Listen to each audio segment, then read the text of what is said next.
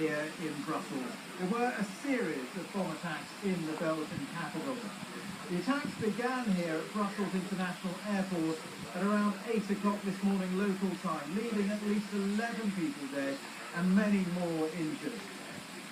The first bomb at the airport went off in the departure hall. As people then ran towards the exits, there was a second, bigger explosion, probably a suicide bomber, say the authorities.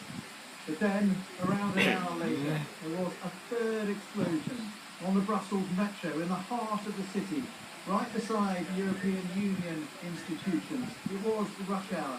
At least 20 people were killed and many more were injured. Well, these attacks today come just 4 days after the arrest in Brussels of 26-year-old Salah Abdeslam, a key suspect wanted in connection with the Paris terror attacks in November that killed 130 people. There is speculation that perhaps today's attacks in Brussels were a revenge for the arrest and the wounding of Salah Abdeslam, or facts that perhaps he was talking to interrogators while he's in custody and that his accomplices were worried that he might blow their cover and that they should bring forward any attacks they were planning. Let's get the latest now on the day's dreadful events here in Brussels as they unfolded from our Europe editor, Katya Allen.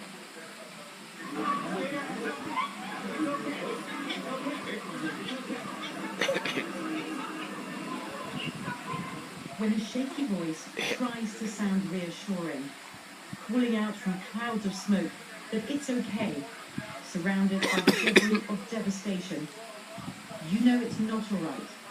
It's not all right at all.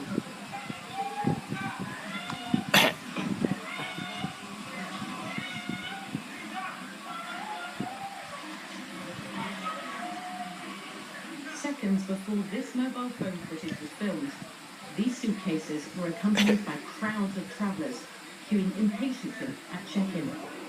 A busy morning for businessmen and women and families setting off for the Easter holidays, as the bombers well knew.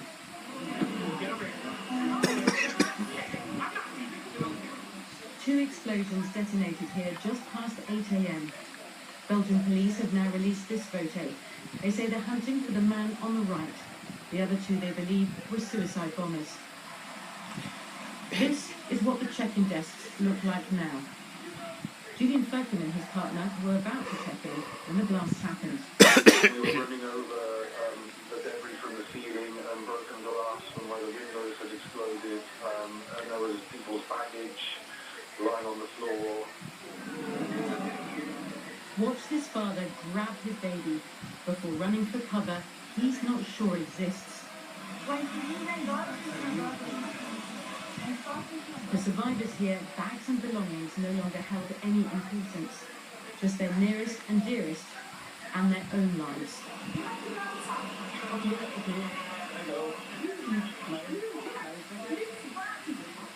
And then there were the selfless and the brave. This man is a baggage handler at Brussels Airport.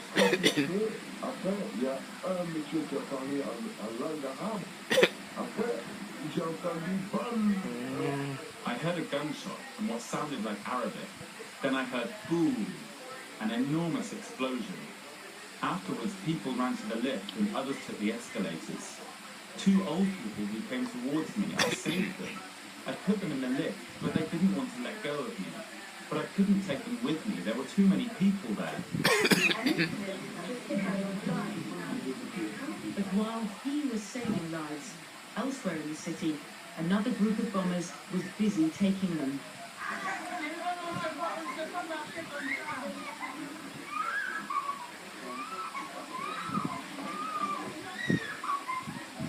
A nightmare come true for every train traveller. People here were in between metro stops when a bomb went off in the central carriage. Panicked survivors had to pick their way through the darkness. Praying they'd get to safety. Only once they clambered back to daylight did the horror of what happened really hit. I'm in shock. I was in the first carriage. I saw an explosion, a flash of light, and then the whole metro exploded. The windows came And then the doors opened and everybody dropped to the ground. Les gens se sont sortis du métro blessés. Wounded people came pouring out of the metro. There were children, people with burns and other injuries, some very serious. People were in shock.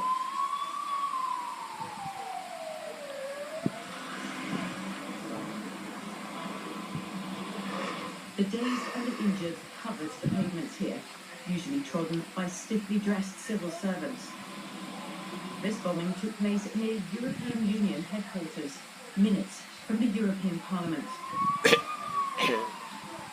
Brussels has turned into a city of sirens and a centre of fear. These police cars are rushing to the metro station where the explosion went off earlier. Unconfirmed reports of casualties there, including deaths, are mounting. Questions for Belgium's security apparatus, supposedly on high alert after perpetrators of last year's Paris attacks were found in Brussels. As the number of dead and injured rose, so-called Islamic State said it masterminded the attacks. The bombers' presumed message today: no one is safe, not here, not anywhere in Europe. Dans ce moment noir pour notre pays, plus que jamais, in this black moment for our country, now more than ever, I call on everyone to show calm and solidarity. We are facing a difficult challenge. We have to face it together. une époque difficile, terroriste a frappé la Belgique. This attack has struck Belgium, but it was Europe that was targeted, and the whole world is concerned. We have to realize the gravity of this terrorist attack. Belgians are in no doubt as to the gravity of the situation today.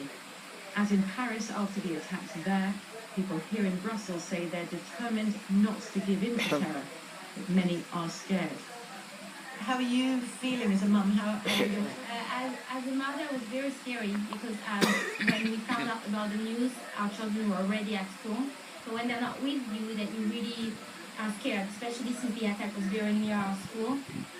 moi je prends plus le métro, je prends plus le transport commun, c'est fini. This man told me he's now too scared to use public transport. He'd rather walk around Brussels, he said.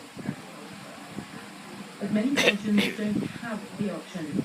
Brussels is a commuter city. Just hours after today's attacks, mainline train stations reopened with extra security checks. Because the Prime Minister here has warned of more attacks to come.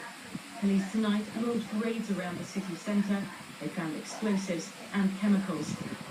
But Belgians want them to find the people prepared to use them. Katia Adler, BBC News, Brussels. Well, the main airport serving Brussels of Entem is one of the busiest in Europe, handling more than 25 million passengers a year. The airport will remain closed until Thursday at the earliest, which means that thousands of flights will be cancelled. Today's attacks happened at the height of the morning rush. Our correspondent, Ben Wright, was at the airport as people fled the scene, and he spoke to some of them. They had arrived for holidays and work, but fled in panic and fear.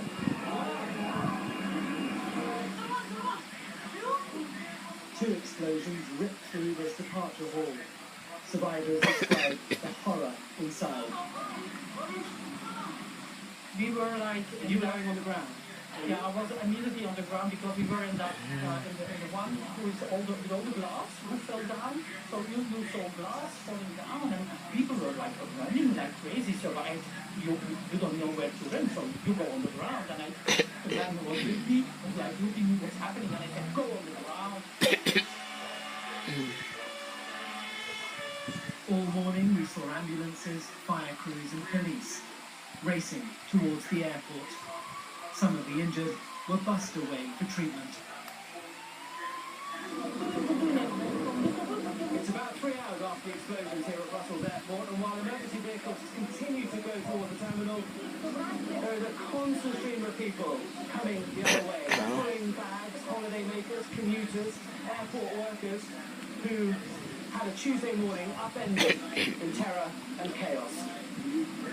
You're shaking, you're very shaky. Yeah, very. Can you tell me where you were? What did you see? Just in the wall, checking in, and I had a dog, and because of my dog, they said to me, go to the left desk, And there we were when it exploded behind us. If we were at the check-in